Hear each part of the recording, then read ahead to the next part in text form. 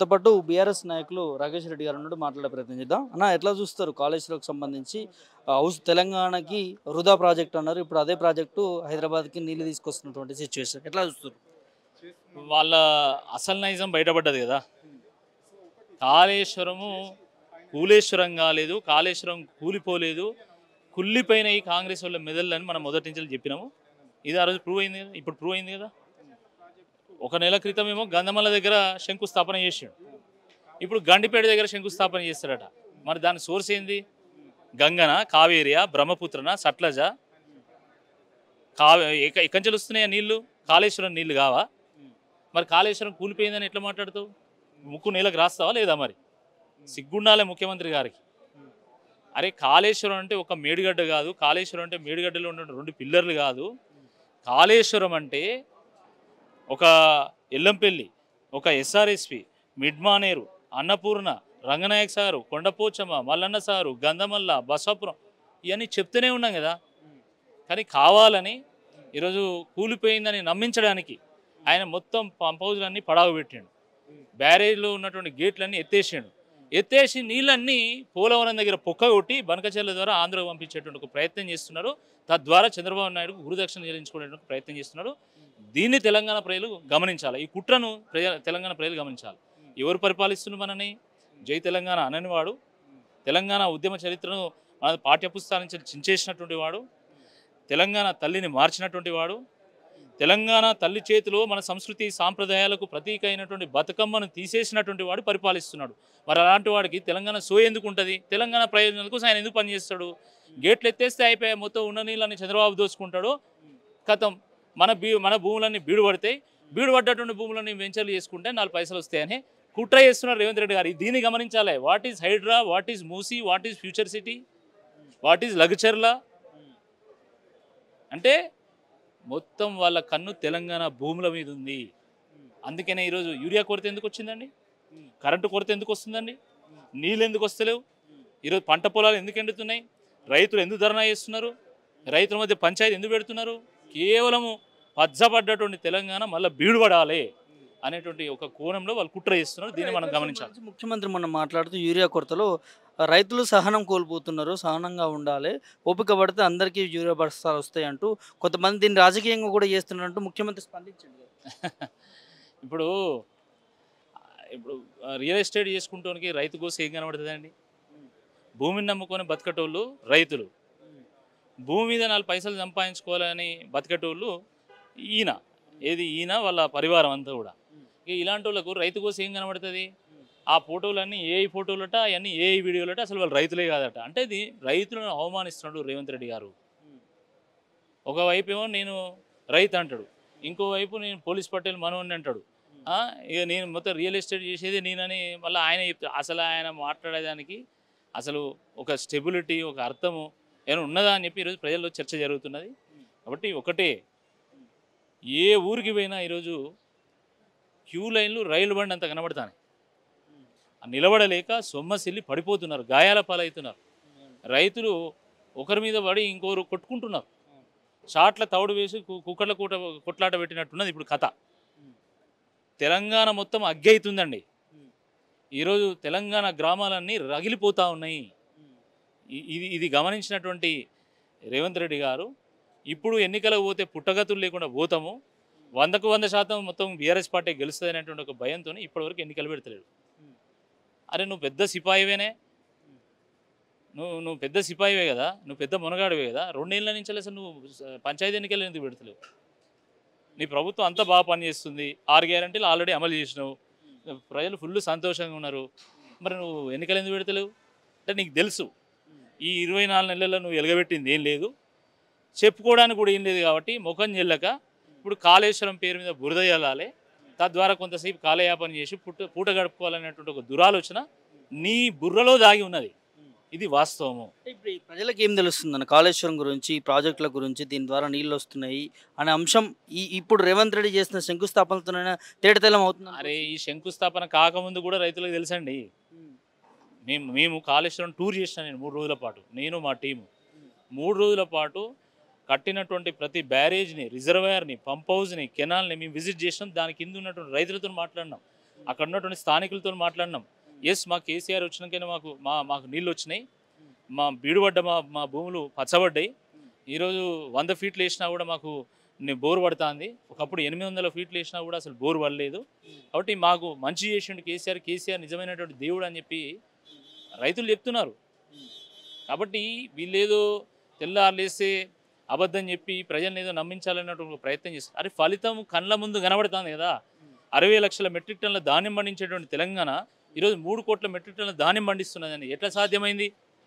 ఆకలి కేకల తెలంగాణ ఈరోజు అన్నపూర్ణ తెలంగాణగా మారింది. ఎట్లా సాధ్యమైంది? బీడుపడ్డటువంటి తెలంగాణ ఈరోజు పచ్చబడ్డది. ఎట్లా సాధ్యమైంది? ఖచ్చితంగా కాళేశ్వరం ద్వారా నీళ్ళు వచ్చినాయి కాబట్టే సాధ్యమైంది. ఏమనంటే 1 ఎకరం కూడా నీళ్లు రాలే. మరి 1 ఎకరం కూడా నీళ్ళు రాకపోతే అన్నపూర్ణ నుంచి వచ్చేటువంటి నీళ్లు, రంగనాయక సారు, కొండపోచమ్మ, మల్లన్న సార్ నుంచి వచ్చేటువంటి నీళ్ళన్నీ ఎక్కడ పోతున్నాయి? ఉత్తమ్ కుమార్ రెడ్డి ఏమైనా నోరు అప్పగించి మొత్తం టీఎంసీలు మింగుతాడా? లేకపోతే ఆ నీళ్ళన్నీ పాకిస్తాన్కు, బంగ్లాదేశ్, మయన్మార్ పోతానయా? ఏం మాట్లాడుతున్నాండి కాంగ్రెస్ పార్టీలో? అసలు ఏమైనా అర్థం ఉందా? కాళేశ్వరం కాళేశ్వరం నదిలో ఉంది, బ్యారేజ్ల దగ్గర. కాళేశ్వరం భూగర్భంలో ఉంది, సొరంగాల మార్గాల్లో. కాళేశ్వరం భూమి మీద ఉన్నది, ఇక్కడ మొత్తం ప్రాజెక్టుల రూపంలో. కాబట్టి ఈ దరిద్రపు కొట్టు వాదన ఏదైతుందో ఈ వాదనని ఇప్పటికైనా మానుకోవాలి. గండిపేటలో మీరు శంకుస్థాపన చేసినంటేనే మీరు నిజాన్ని ఒప్పుకున్నట్టు. కాబట్టి ఇప్పటికైనా 2 చెంపలు వాయించుకొని ముక్కు నేలకు రాగితే కనీసం తెలంగాణ ప్రజలు నిన్ను క్షమిస్తారు. ఫైనల్ కన్నా సిబిఐకి ఇచ్చారు ప్రభుత్వం, ముఖ్యమంత్రి రేవంత్ రెడ్డి. కాళేశ్వరంకి సంబంధించినటువంటి అవినీతి జరిగిందంటా ఉన్నారు. సో దీని మీద మీరు ఎట్లాంటి స్టాండ్ తీసుకోబోతున్నారు? వారు సిబిఐకి ఇచ్చినా, ఏసీబీకి ఇచ్చినా, దేశంలో ఉన్న ఏ ఏజెన్సీకి ఇచ్చినా నిజమే కదా. నిజమే కదా. కాకపోతే నిజం నిలకడ మీద తెలుస్తుంది. అది తెలిసిన తర్వాత నిటారుగా నిలబడుతుంది కూడా, కలకాలం పాటు నిటారుగా నిలబడుతుంది. కాబట్టి ఏజెన్సీలకు ఇచ్చేదో భయపెట్టియాలి. అచ్చా నువ్వు ఘోష్కి ఇచ్చినావు ఏదో కమిషన్కి, ఏమి తెలిసిన వాళ్ళు? ఇలా అవినీతి జరిగిందని తెలిసిందా? కాళేశ్వరం పనికిరాదని తెలిసిందా? ఇది పూర్తిగా ఏంటంటే వీళ్ళ దివాలా కోరుతనానికి ఇది ఒక నిదర్శనం. అంటే నేరుగా ప్రజల దగ్గరికి పోవడానికి ముఖం లేక ఎట్లయినా కుట్ర చేసి వీళ్ళని ఇరికిచ్చి అట్లయినా బదనాం చేయాలనేటువంటి ఆలోచన తప్ప నిజాయితీగా నిజంగా ప్రజలకు ఏదైనా చేయాలనేటువంటి ఆలోచన ఉన్నదా? ఉంటే దేవాదిలో ఎప్పుడో చంద్రబాబు నాయుడు 2021లో ప్రారంభించింది. 24 ఏళ్ళు గడిచింది. 24 ఏళ్ళు గడిచినా కూడా ఇప్పటివరకు అక్కడ పైపులే పలుగుతున్నాయి తప్ప నీళ్ళు మాత్రం రావడం లేదు. నిన్న నేను పోయిన స్వయంగా నిన్న స్టేషన్ గన్పూర్లో 3 లిఫ్టులు అప్పుడు కేసీఆర్ గారు 100 కోట్ల 104 కోట్ల రూపాయలతోనే శాంక్షన్ చేస్తే ఆ లిఫ్టులు ఇప్పటివరకు తట్టడి మన్ను తీయలేదని చెప్పి నిన్న రాజయ్య గారు పాదయాత్ర చేస్తే వారి పాదయాత్ర నేను కూడా పాల్గొన్నా. మరి దాని సంగతి ఏంది? నువ్వు ఎందుకో పూర్తి చేస్తలేవు? నువ్వు బాగా సిపాయివేనే.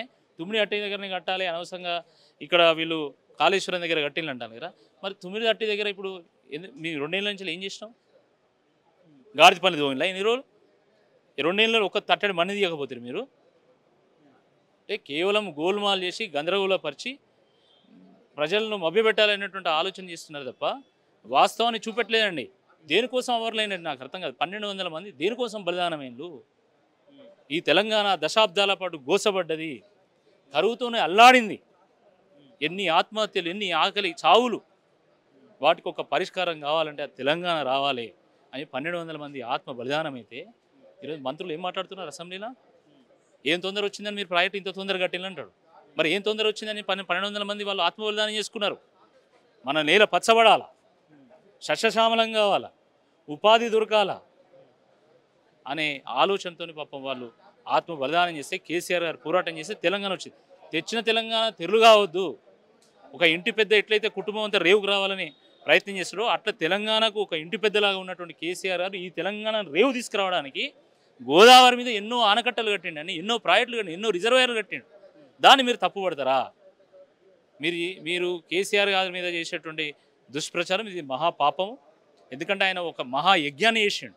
మహాయజ్ఞాన్ని చేసినటువంటి ఈరోజు కేసీఆర్ గారిని పట్టుకొని మీరు ఇలా చేస్తే మీ భూములకు వచ్చేటువంటి కాళేశ్వరం నీళ్ళతో కానీ, మీ ఇళ్ళకి వచ్చేటువంటి మిషన్ బయలుదేరి కాళేశ్వరం నీళ్ళతో కానీ మీరు కేసీఆర్ గారి కాళ్ళు గడిగి నెత్తిన పోసుకున్నప్పుడు మీ పాపం పోదు.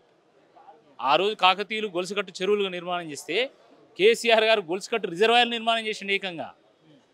అసలు ఆలోచించిందా మీరు? ఎన్ని రిజర్వాయర్లు కట్టిండు? 15 రిజర్వాయర్లు కట్టిండు.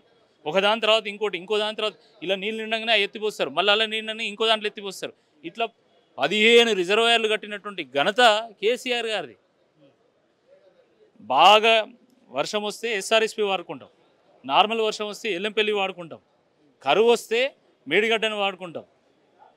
మనకు ఒకవేళ మిడ్ మానేర్లో నీళ్ళు లేకపోతే మల్లన్న సాగర్ నుంచి వెళ్ళి మనకు కూడవల్లి వాగుల నీళ్ళు వస్తాం. సింగూరులో నీళ్ళు లేకపోతే మల్లన్న సాగర్ నుంచి వెళ్ళి మనం హల్దీ వాగుల నీళ్ళు వస్తాం.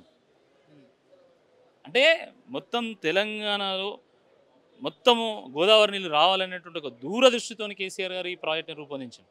వాస్తవం చెప్పాలంటే, ఒక ముక్కలో చెప్పాలంటే, ప్రాణహితంతో కలిసిన తర్వాత గోదావరి సముద్రం వైపు ప్రయాణం చేస్తూ ఉంటే కేసీఆర్ గారు వెళ్ళి ఆ గోదావరికి ప్రాణహితకు ప్రణమిల్లి, గోదావరమ్మ మా ప్రాంతంలో రైతులు ఆత్మహత్య చేసుకుంటున్నారు, ఆకలి చావులను చూస్తూ ఉన్నాం, దశాబ్దాల గోసను చూస్తూ ఉన్నాము, దయచేసి గోదావరమ్మ మా తెలంగాణను కూడా తడపాలి, మా తెలంగాణ సస్యశ్యామలం చేయాలని గోదావరిని చెయ్యి పట్టుకొని తెలంగాణ మొత్తం 10 జిల్లాలు 8 జిల్లాలు తిప్పి జంట నగరాలకు నీళ్లు తెచ్చినటువంటి ఘనత కేసీఆర్ గారిదండి.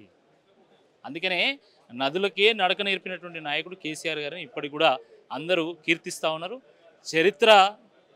చరిత్ర వాస్తవం ఏందో చెప్తుంది. మీరు ఎన్ని బదనాం చేసినా, ఎన్ని కుట్రలు చేసినా కూడా చరిత్రలో ఒక సువర్ణ అక్షరాలతో లిఖించదగినటువంటి ప్రాజెక్టులను కేసీఆర్ గారు కట్టిండ్లు. తెలంగాణకు భవిష్యత్తు కూడా అదే. కాళేశ్వరం ఒక ప్రాణేశ్వరం, కాళేశ్వరం ఒక జల కళేశ్వరం, కాళేశ్వరము ఒక జల భాండాగారం, కాళేశ్వరము ఒక జీవధార, కాళేశ్వరం ఒక జీవనాడి, కాళేశ్వరం తెలంగాణకు ఒక కల్ప తరువు అనేటువంటి వాస్తవం మీరు తప్పకుండా గ్రహించేటువంటి రోజు వస్తుందని చెప్పి ఈ సందర్భంగా గుర్తు చేస్తాం.